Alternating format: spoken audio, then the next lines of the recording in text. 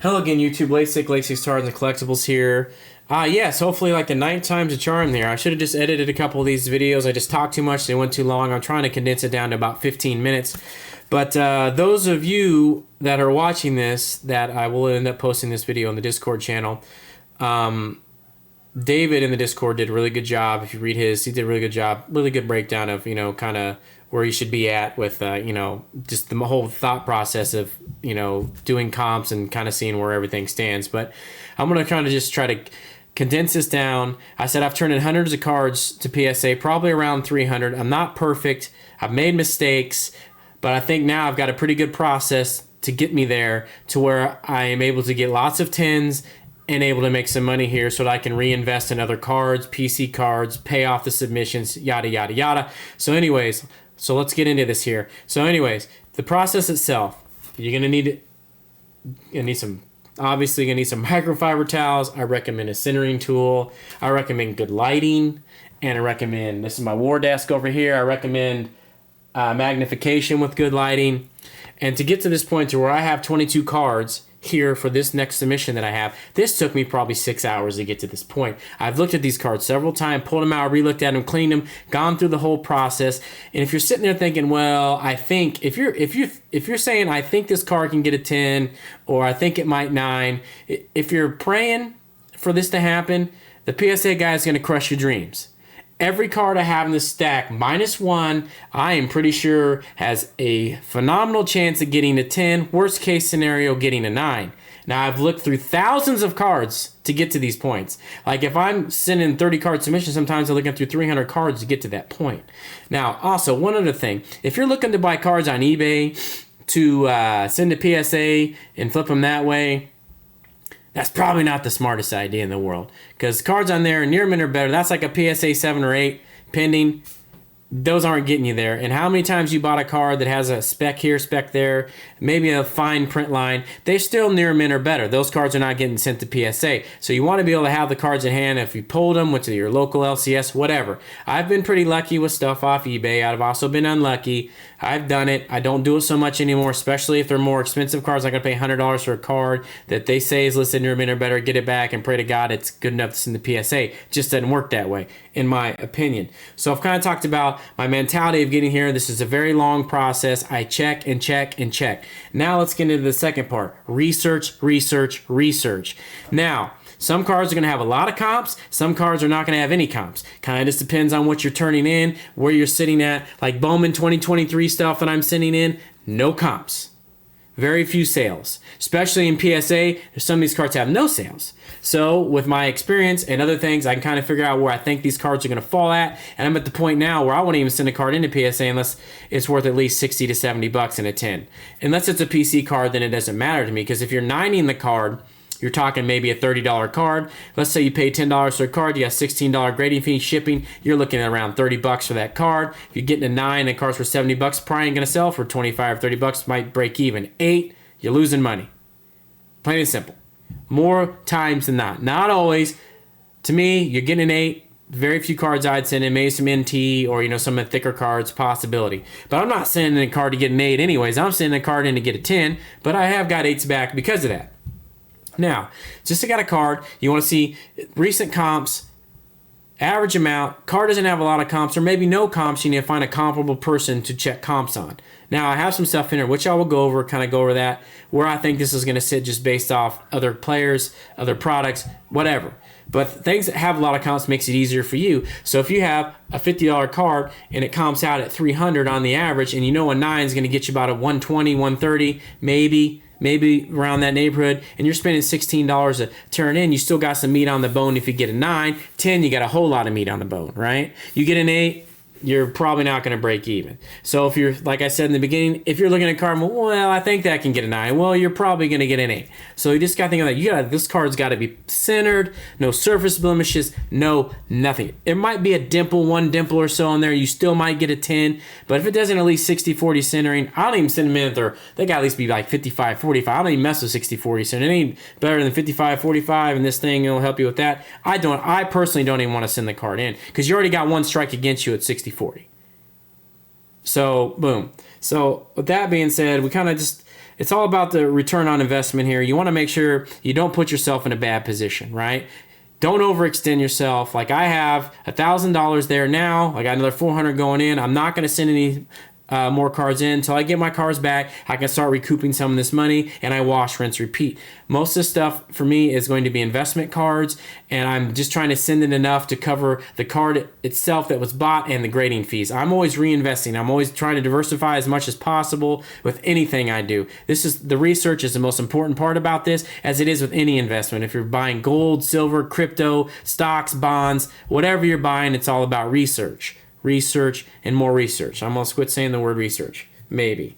But anyways, so once you get all your information that you need, some people build spreadsheets. I'm old school. I usually use find a piece of cardboard and start writing numbers down, use a calculator, do my thing, because I'm a little older than most, so I'm old school. So I figured, hey, you know what?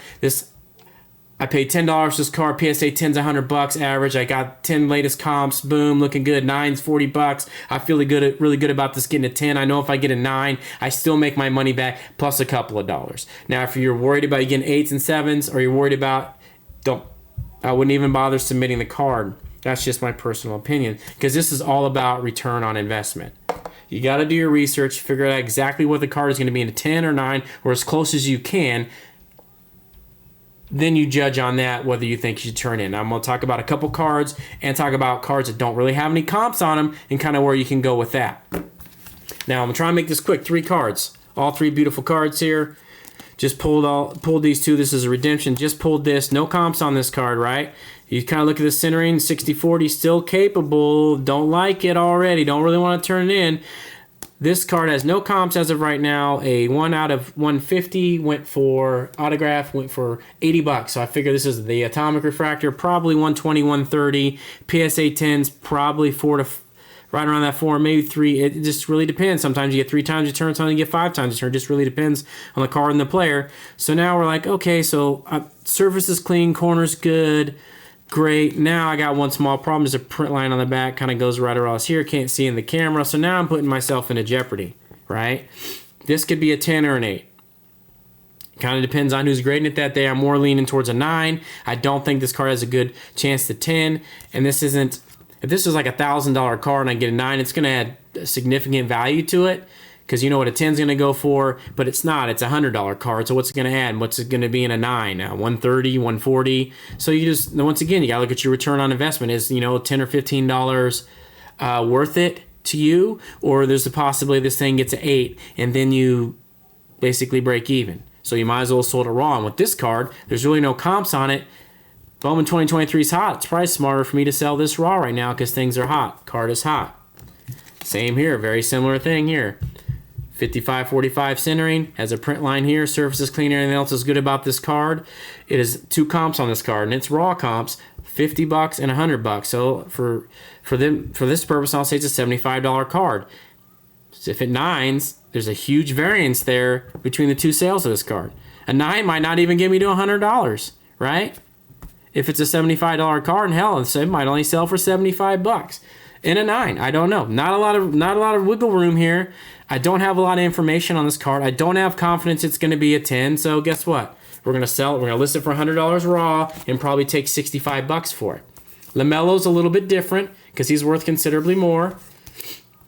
It was comping around 500 when this came back about 6 weeks ago, and the redemptions came back. Not comping that high anymore. There were no PSA 10s at the time. This card has perfect centering. Everything else is good. Corners, centers. There's one little blemish on here. Don't think it's going to really retract from the value. Could get a 9. Feel good that it still could get a 10. Worst case scenario, I think this card is a 9, but you never know. So a 9 for a $300 card, or this card still might be, I haven't looked at it in about 10 days, so I don't know exactly what this card's worth at the moment.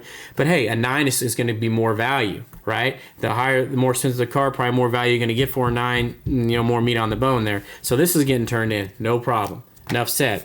Now we're going to kind of talk about some cards that don't have really any comps, especially in PSA. Now we have a bunch of the new Bowman stuff here, right? There are no PSA 10s of this stuff. It just came out last week, unless this card somebody might have put in for a quickie flip, because this is like a $120 card or so based on the comps of it right now. And a PSA 10 of this card could be $400 or $500. You know who this is. He's the hardest working man in the business. Could possibly be the best catcher in baseball, and he's only in his 2nd year. Had a 5 WAR. His rookie season didn't have 400 at bats. You know anything about WAR? You know 5 WAR is pretty good, and he only had 400 at bats. So what happens if he had 600 at bats? 7 more? You know, and then you're really dipping into uncharted territory. So I've looked. I know what these cards go for raw, right? I know what all of them go for raw. I've watched. There's been several sales on these spotlight cards. This is Jackson Chorizo. I call him Chorizo again. Churio. I may have had some chorizo lately, or I don't remember. But anyways, so I don't necessarily know what these are going to go for in a 10. I'm pretty confident based on prior knowledge and other things that these are well into that probably, and I'll be one of the first guys to have these cards on the market.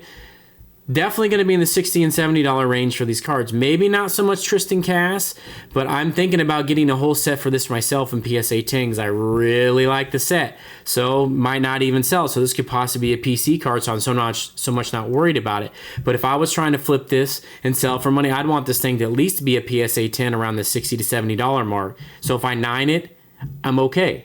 I know I'm not going to lose any money. But there's no comps on this in a PSA. I have no idea what it goes for. But I can speculate. I have a pretty good idea what I think. This one doesn't matter because it's, roughly $120 card raw based on some of the previous sales of the cards. This card's only one sale, and it was like $90. And there was a 1 out of 150 sold for $120. So, I got this is definitely over $100 card. I would and that other one's an auction, and the other one sold outright. The 120 sold outright, and the Atomic at a 150. So I would not auction this card. I don't auction anything. Always outright and take best offers. Auctions can get you sometimes. I can show you plenty of times I bought from auctions from people that was half of the price that people sold the card for outright. I just don't like the auction. I just won't. And there's some other cards here, like this one I'm not totally sure about. I mean, this is probably a this is rough about a $5 card right now. The Gunner's going for over 10 right now, but I'll be one of the first people, once again, that has the PSA 10s on the market. So same here. This one's just selling for an average about $10. It's easily, I feel it's easily going to be a $70 or $80 card. I mean, there's not a lot of comps on it. I mean, if you're new to this, I would just be maybe getting your comps and not taking. I don't feel that I'm taking any risks because, I mean, this isn't money I need back right now. I mean, I'm not overextending. I'm okay with sending some of these cards in and being the first person to sell them. I'm always going to have an advantage when I'm the first person dumping them on the market. Especially, I'll have the only guy with cards out there. Not a lot of people are going to send these in, but Gunner's very highly touted. Josh Young's already got 7 dongs already this year. Big market team. He's highly touted. First round draft pick. This is his first full season. We know Jack, top number 7 prospect. There's Tristan Cass again, and we know all about Adley. So, anyways, I mean, that's just, to me, that's kind of my mentality at this, is you just do as much research as you can to set yourself up for success. If you can't set yourself up for success, I just don't recommend turning the cards in to PSA. If you like me, I know some of this stuff. I have no comps on it, but I'm not worried about it. It's kind of because based on all the research I've done and the hundreds of other cards I've sent in, I kind of got a good idea where they're going to fall. And I don't like to turn anything in. It's not going to be that $60, $70 range because I've turned stuff in before. When I've gotten back, it's only been worth $40. So then I'm lucky at PSA 10 most of that stuff because PSA 9 I'd have been in the hole, which I am in the hole. I've been in the hole in a few cards. So it's just my whole mentality is, I'm going to say the word research one last time. Do your research on the card, on the player, on the comps, on anything, any information you can. Like, I know all the guys I'm turning in right here, I know exactly where they're at in this baseball season. I know all their numbers. I know everything about them. So I want to know everything about them. So my man Bobby Wood Jr. is PC, so it doesn't matter. I love me some Bobby Wood Jr. Just needs to pick it up a little bit. But anyways, I got all my points kind of down here on paper here. And you got to know the market's trend has been trending down, so you got to take that into consideration as well. Some cards are holding their value, but if you look at like the main over, that's kind of like I said, I've turned stuff in and it's lost value, but that's part of just doing research, in my personal opinion. But anyways, I don't really think I got too much more to add, and I'm trying to keep this under 15 minutes because if anybody watches any of my videos, I talk too much. But I do have a couple, 2 or 3 submission videos on my channel. If you are on the Discord, go take a look at them, and I go through my thought process there, and you can kind of see how I've done over the last, 6-8 months. But anyways, I'm not going to go into it anymore because, like I said, I'm a bag of wind. But, if you care to follow me on Instagram, it'll be in the description. And I appreciate all the support I've gotten, especially from people in the Discord channel. In Andy's Discord channel. So anyways, Late 6 signing off. Thanks for watching, and we'll catch you in the next one.